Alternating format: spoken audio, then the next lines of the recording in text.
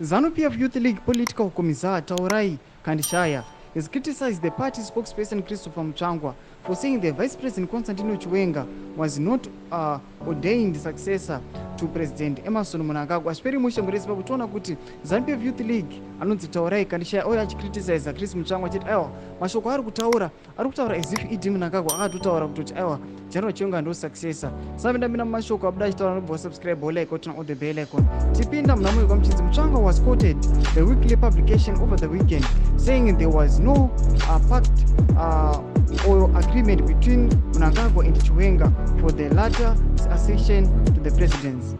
Mutsvangwa also said Mnangagwa does not have the power to unilaterally endorse a preferred candidate to succeed him when his current term expires in 2028. He said, ZANU-PF is not a church where people can be anointed, and the president is not the pope or the archbishop of the Canterbury who anoints priests. If you think you are worth it, go and sell yourself to the people.